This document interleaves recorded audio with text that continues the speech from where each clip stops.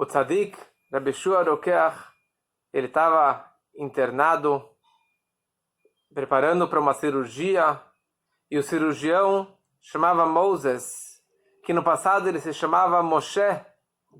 Ele veio de uma família ortodoxa, e com o tempo ele acabou largando as tradições judaicas, os caminhos de Torá e de Mitzvot, e virou um grande cirurgião.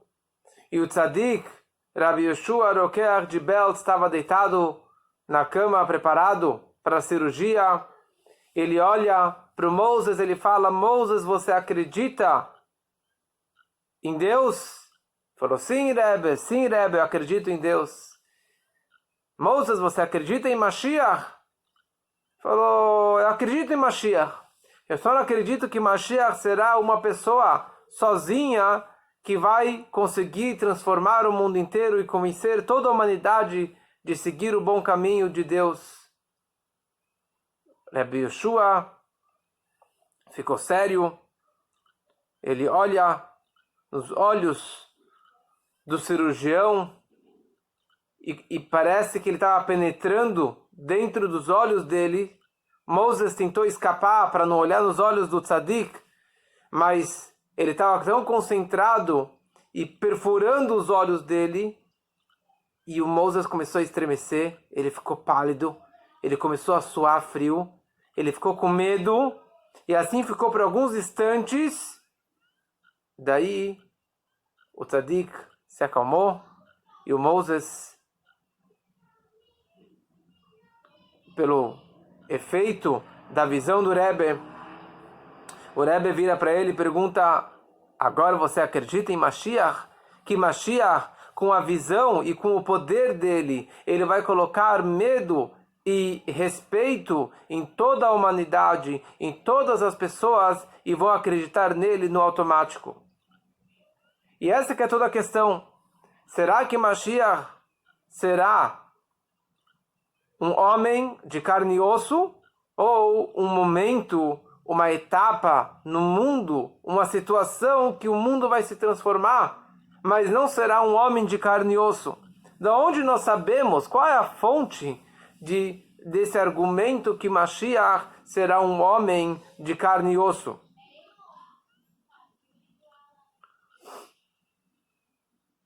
Nos Medrashim, na Torá, nos profetas, em vários e vários lugares, consta esse conceito que Mashiach será um homem de carne e osso. O primeiro lugar que isso consta é na Torá. E na profecia do maior profeta pagão do passado, o profeta Bilam Arashá, o perverso Bilam, que teve várias profecias ligado com o povo de Israel e com Moisés. E Bilam, ele fala: eu vejo, mas não agora. Eu vejo que no futuro vai brotar uma estrela da casa de Yaakov. E ele vai ser um rei, um grande poderoso do povo de Israel. E ele vai destruir todos os inimigos, todos os príncipes moabitas, e destruirá os descendentes de Shet. E vai vir um descendente da casa do Ishai, que era o pai do rei Davi, e vai ter um espírito de Deus. Isso já fala os profetas, profeta Isaías, Ishaiah, ele fala que vai ser um Ruach Chokhmah e Binah, um espírito de sabedoria e de conhecimento, e de força, e de temor a Deus. Ele vai ter esse cheirômetro, como já explicamos, um cheirômetro para reconhecer as pessoas e julgar as pessoas baseado no seu olfato, e não só baseado na sua visão. E assim o Maimônides descreve que haverá esse grande rei Mashiach, que será descendente da casa do Davi, e ele que vai dominar toda a humanidade. Então aqui nós vemos várias frases, começando com o Bilam, com o grande profeta pagão, falando que vai vir um homem que vai dominar toda a humanidade. um homem, um rei da casa de Israel que vai dominar toda a humanidade. E isso nunca aconteceu. Nunca na prática isso aconteceu, que veio um homem e dominou toda a humanidade, principalmente um judeu, da descendente da casa de Davi.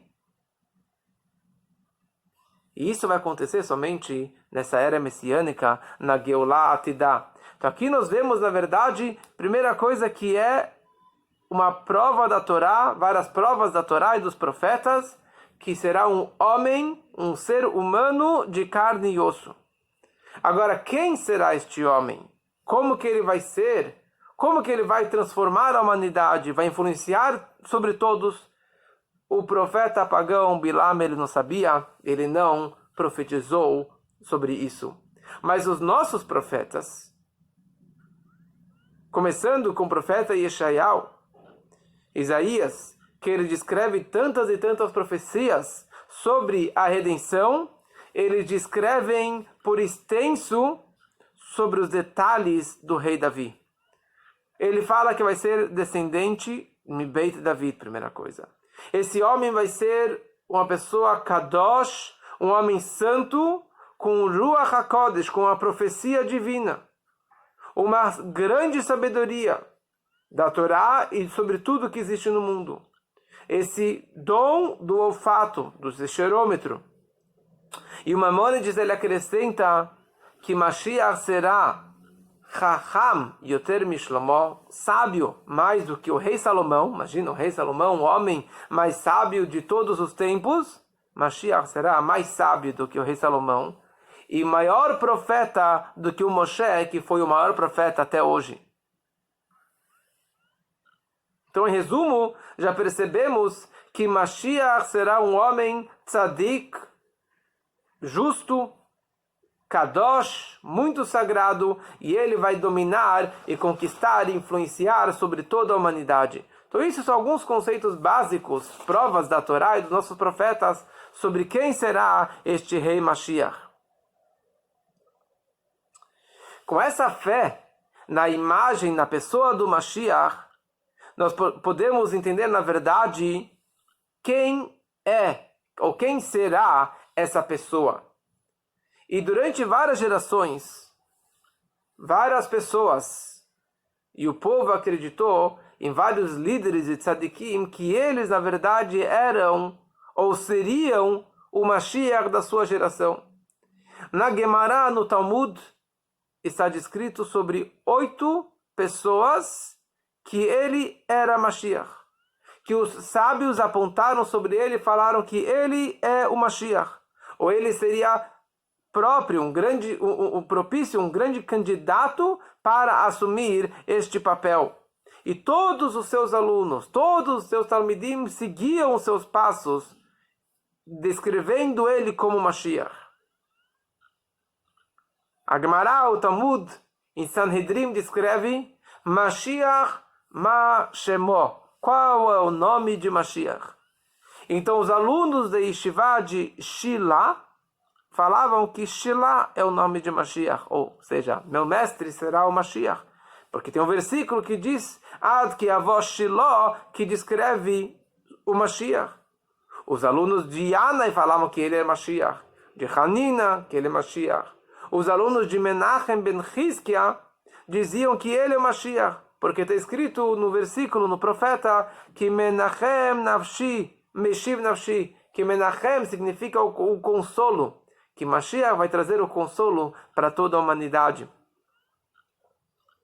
E assim, outros. E aqui surge no Talmud 2 frases interessantes.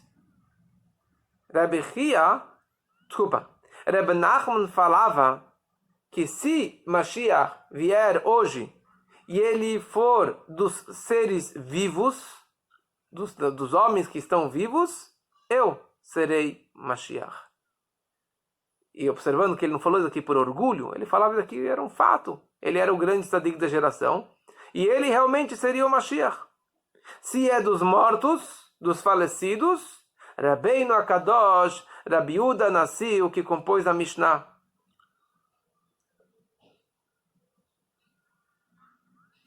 Se vier dos mortos, Daniel Ish Hamudot.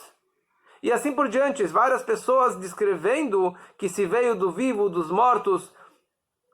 Esse será realmente a descrição do Mashiach. Ou seja, durante várias gerações, os alunos sempre enxergavam sobre os seus mestres o líder da geração sendo o Mashiach da geração. E mais um ponto interessante nós vemos aqui, que Mashiach pode vir dos falecidos. Se Mashiach já faleceu, quer dizer, se aquele tzadik já faleceu, ainda ele pode ser o Mashiach. Porque como já explicamos, que a primeira coisa que vai acontecer quando Mashiach chegar é a ressurreição dos mortos, é o Tchiyat HaMeitim. E os primeiros que vão levantar pode ser o Mashiach e os maiores tzadikim junto com os patriarcas Avraham, Yitzhak e Yaakov.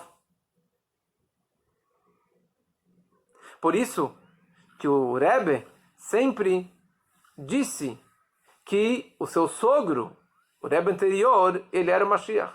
Apesar que fisicamente Yud Shvat ele faleceu, mas a vida inteira o Rebbe dizia que o líder da nossa geração, o Mashiach da nossa geração, é o Rebbe, o meu sogro, o Rebbe anterior.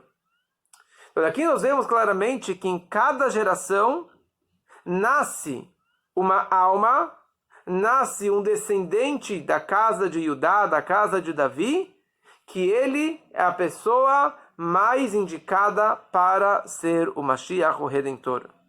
E quando chegar o momento correto, Deus vai se revelar para ele e vai falar, vá e revele e salve o povo de Israel. Deus vai trazer um espírito lá de cima, um espírito de um Redentor sobre ele, e vai colocar dentro dele esse espírito de Mashiach que já está guardado há milênios lá nas alturas, e daquele momento Mashiach ele vai vir e vai se revelar. Os alunos do Arizal, do grande Ari Akadosh, do grande cabalista, eles sempre diziam que ele é o Mashiach, Meshichei, o nosso Redentor. E assim, durante várias gerações, o próprio Or HaChaim Akadosh, Rav Chaim Ben Atar, um grande sábio do Marrocos, ele escreve no seu livro, no seu comentário sobre a Torá, que Mashiach Hashem Ushmo Chaim, que o Redentor, o nome dele é Chaim, ou seja, ele estava se referindo a ele mesmo, a ele próprio. E a pergunta é, por que realmente Mashiach tem que ser um homem de carne e osso? Qual o problema de ser Deus o Redentor? Por que Deus não pode ser o próprio Redentor? Por que precisa colocar alguém humano de carne e osso e não pode ser só uma situação, uma etapa nova, uma nova etapa sobre a humanidade? Mas se enxergamos no passado, as nossas grandes redenções do passado também foram através de um homem. Quem nos tirou do Egito? Moshe. Moshe não queria e Deus insistiu para que ele fosse tirar o povo do Egito. Foi ele que tirou o povo, foi ele que abriu o mar, foi ele que recebeu a Torá. Ele foi nosso Redentor. Deus poderia tirar? Talvez, óbvio que ele poderia. Mas ele escolheu esse sistema, ele criou o mundo de tal sistema que tenha um líder e que Mashiach seja um homem. Quem que levou o povo da Babilônia de volta para Israel para que construíssem o segundo templo foi Ezra HaSofer. E da mesma forma será na nossa redenção, na redenção de Mashiach, muito em breve. Por quê? Por que tem que ser dessa forma? Por que Deus criou desse sistema? Porque a distância entre Deus e o homem, o ser humano, é tão longe.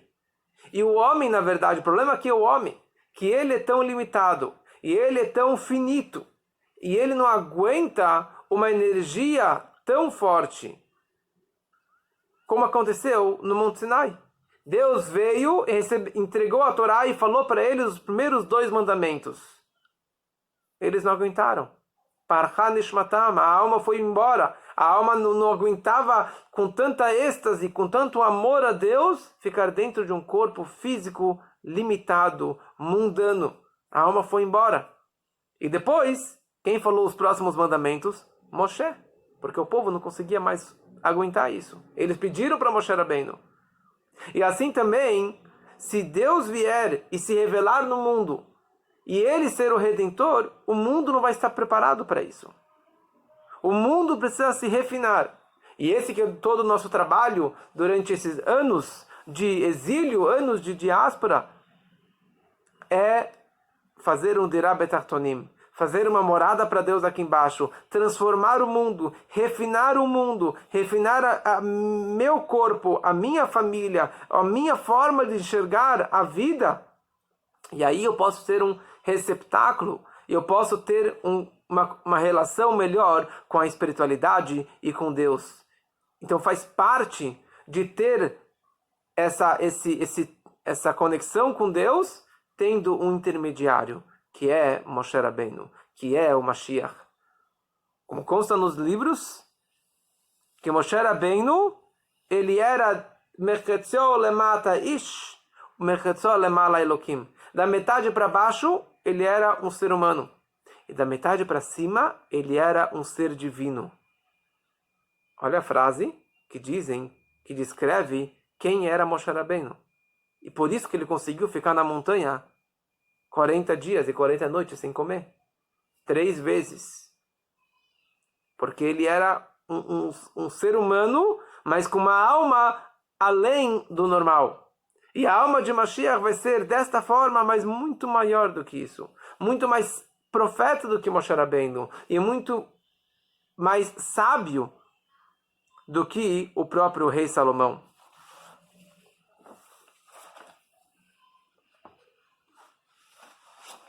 Ou seja, esse papel de conseguir juntar o espiritual com o material, a energia máxima divina, a redenção, junto com esse mundo tão escuro, com esse mundo tão físico, precisa ter uma intermediação aqui. Tem que ter uma alma muito divina que possa estar investida dentro de um corpo físico e material. E ele, na verdade, vai conseguir ter esse livre-arbítrio e trazer essa divindade aqui para esse mundo na forma revelada e acessível a todas. Então essa que é a pessoa de Mashiach. A pessoa de Mashiach, ele vai ser essa perfeição em tudo, na espiritualidade e no material e no físico. Ele vai ser um homem de carne e osso, mas por outro lado, Venacha alav ruach Hashem, vai pairar sobre ele um espírito divino, um espírito sagrado, um espírito de profecia e de uma sabedoria ímpar. E dessa forma, ele vai trazer o mundo para uma completude, vai trazer o mundo para uma perfeição, não fazendo milagres e maravilhas, não trazendo raios e trovões sobre o mundo, fazendo coisas sobrenaturais, fazendo milagres além da natureza. Não é isso. Porque toda a pessoa dele representa a junção do espiritual com o material, e é isso que ele vai fazer dentro do mundo, gradativamente, de trazer o espiritual dentro do material, que o mundo possa enxergar Deus, e que o mundo possa enxergar a verdade, e que as pessoas possam ter paz, e harmonia, e fartura, e dinheiro, e saúde para todo mundo. É isso, na verdade, que foi a ideia e o propósito inicial da criação do mundo. Deus, ele criou o mundo para ter uma morada dentro desse mundo físico material e não ficarmos nas estrelas e ficarmos no mundo vindouro.